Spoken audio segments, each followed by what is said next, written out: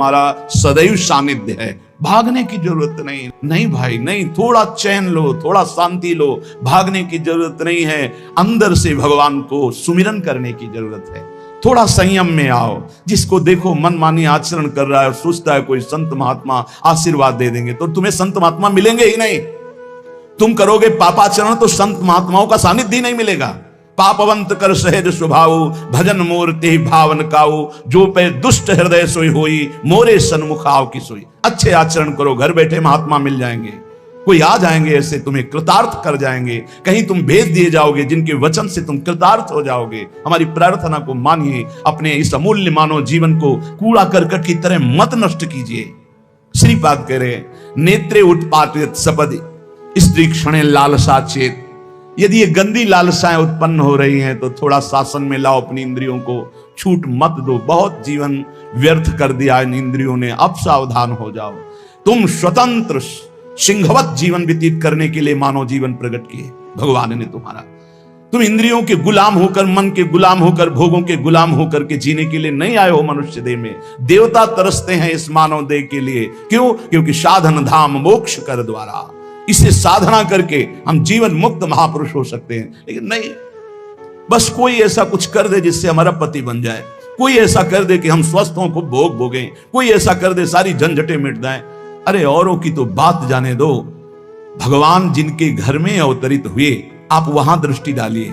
इतने बड़े भजनानंदी महात्मा वसुदेव और देवकी कंस कारागार में बंद किए हुए भगवान पधार रहे हैं, हथकड़ी बेड़ियों से जकड़े हुए। आप विचार कीजिए, भगवान के सिवा तुम्हें कोई बंधन मुक्त नहीं कर सकता। और सब तरंगे हैं। भगवान भगवान है, हमारी बात को समझ लो।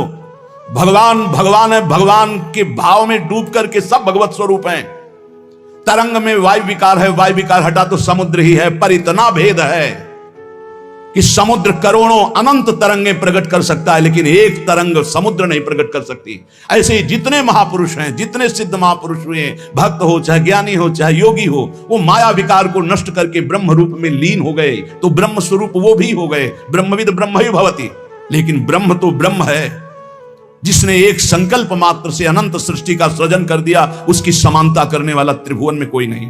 तो उन्हीं भगवान की, चाहे निराकार मानो, साकार मानो, सगुण मानो, निर्गुण मानो, उन्हीं भगवान की शरण में जाने के लिए सब संत महात्मा, और जो भगवान की शरण से अलग करके अपने को भगवान माने, तो हमें लगता है फिर बचना चाहिए ऐसे भगवानों से, जो अपने वचन से, अपने आचरण से, अपनी हृदय की भावनाओं से जीवों के माया जनित आकर्षण को नष्ट करके श्री भगवान से प्रीति करावे। उसे संत कहते हैं, उसे ब्रह्मर्षि कहते हैं, उसे महात्मा कहते हैं, उसे भक्त कहते हैं। शास्त्र उठा के देख लो, ब्रह्म स्वरूप हो गए हैं। दूसरों ने अनुभव किया कि साक्षात ब्रह्म है, लेकिन वो जब बोले तो अपने को ब्रह्म नहीं बोले। गोस्वामी तुलसीदास जी साक्षात भगवान के स्वरूप हो चुके।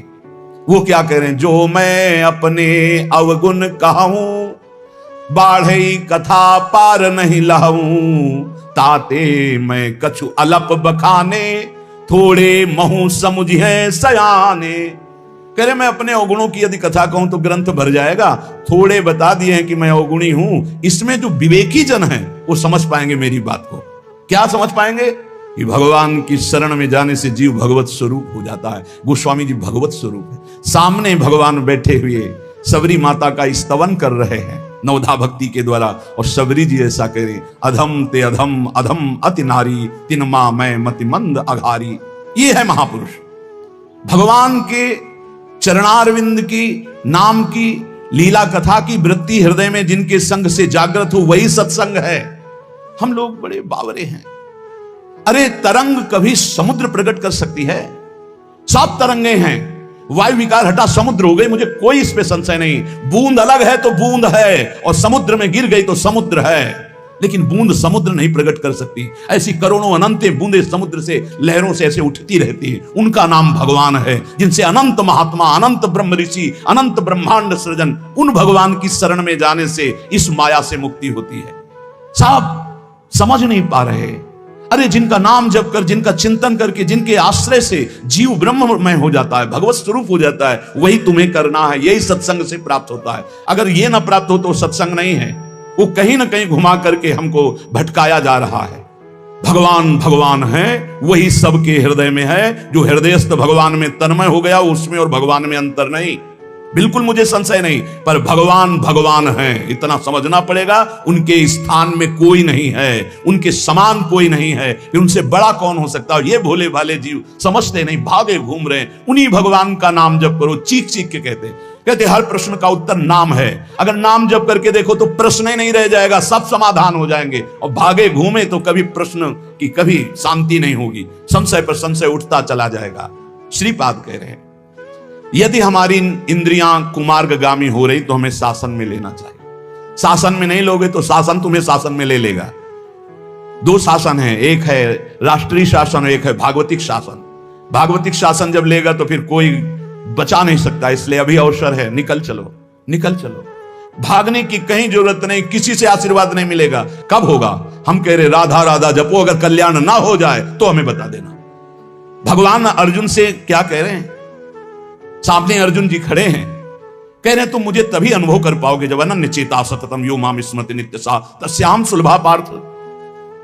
सामने खड़े हो, कह रहे सुलभ नहीं हूं मैं, सुलभ उनके लिए हूं जो मेरा अनन्य भजन करते हैं, अनन्य चिंतन कर। पकड़ी नहीं पा रहे, लाख सत्संग सुन रहे, पकड़ी नहीं पा रहे। बिल्कुल नहीं, ऐसे नहीं हो। थोड़ा विवेकवान हो, मनुष्य जीवन मिला है। ऐसा नहीं कि कोई तुम्हें प्रलोभन दे दे तो हम तुम्हारे रोग नष्ट कर देंगे, हम तुम्हें सिद्ध कर देंगे, हम तुम्हें धनी बना देंगे। हम कहते हैं कि हो सकता है 1000 जाते हैं, उनमें से 100 लोग ठीक हो गए हों। कैसे? पूर्व का पुण्य 100 का तुक्का लगा और ठीक हो गए। वो कहते हैं कि मैं कसम खा के कहता हूं मैं ठीक हो गया हूं। हम बिल्कुल 100% मानते ठीक हो गए, लेकिन उसके प्रताप से नहीं, आप अपने पुण्य प्रताप से ठीक हो गए। आपके ठीक होने का समय आ गया है, इसलिए आपका तुक्का लगा, आप गए, यश उसको मिल गया और आपका काम बन गया। हमारी बात को समझो। अपने लोग बहुत शास्त्र सम्मत, बहुत उसको सुलझ कर भगवत मार्ग को चल करके आपको बोल रहे हैं। अगर इन कर्मों को मिटाने के लिए जो हमारे शास्त्र बने हुए हैं उनके सिद्धांत के अनुसार चला जाए तो मिटा दिया जाएगा। लेकिन जब मिटाने की सामर्थ्य आती है तब लगता है अब इसको रख के क्या करेंगे, हमारे को तो प्रभु के पास जाना है, हमें तो दिव्य भाव देह प्राप्त है, हमें अपने स्वामी, अब इस शरीर का क्या करेंगे। तो जैसे सांप अपनी केचुल से संबंध नहीं रखता, ऐसे महापुरुष अपने शरीर से संबंध नहीं रखते। आप हमारी बात को समझ नहीं पा रहे, भटकते घूम रहे हैं, मारे घूम रहे हैं, क्लेश, अशांति, नाना प्रकार के दुख। अरे भाई, भगवान की शरणागति प्रतिपल परमानंद प्रदान करती है। क्यों नहीं शरण में हो जाते? क्या तुम्हारा पांच भौतिक देह नहीं? क्या हमारा पांच भौतिक देह नहीं? क्या तुम भगवान के अंश नहीं? क्या हम भगवान के अंश नहीं? अंतर क्या है? तुम संसार का चिंतन करते हो, भगवान का चिंतन करते हैं, तो क्या तुम भगवान का चिंतन करके नहीं बन सकते महापुरुष? क्या तुम स्वयं ऐसी शक्तियों को जागृत नहीं कर सकते? तुम सो रहे हो, जागो, भागने की जरूरत नहीं। ये जो गलत इंद्रियां जा रही हैं, इन इंद्रियों को रोकिए, भगवान की तरफ लगाइए। नहीं लगाओगे तो कहीं भाग के चले जाओ, धोखा ही मिलेगा, तुम्हें शांति नहीं मिल सकती, तुम्हें विश्राम नहीं मिल सकता, तुम सुखी नहीं हो सकते। इन बातों को लिख लो और पूरे विश्व में घूम के चले आओ, चाहे जहां चले जाओ, कुछ नहीं होने वाला। मारे मारे केवल घूमते रहो, समय बर्बाद करते रहो। वही समय एकांत में बैठकर राम कृष्ण हरि बोलो, राधा बोलो, अभी आनंद आ जाएगा। हम ये नहीं कहते कि तुम करोड़पति बन जाओगे, तुम्हारे सारे काम बन जाएंगे, लेकिन हम ये कहते हैं कि तुम्हारा हृदय शांत हो जाएगा, तुम्हारा भागम भाग मिट जाएगा, तुम एक गंभीर हो जाओगे, धैर्यवान हो जाओगे, तुम लड़ना सीख जाओगे दुखों से, तुम सुखों से भूल करके पापाचरण कर बैठे हो। दुखों में इतना तुम हो जाते हो कि अपने जीवन को भी नष्ट करने की सोच। ये सब भगवत विमुख जीव का लक्षण है। भगवत सन्मुख होने पर सुखों में दूसरों को बांटा जाता है और दुख में सहकर भगवान के नाम का स्मरण करते हुए उस दुख के समय को काटा जाता है। समझते नहीं। यदि तुम्हें वृंदावन में रह के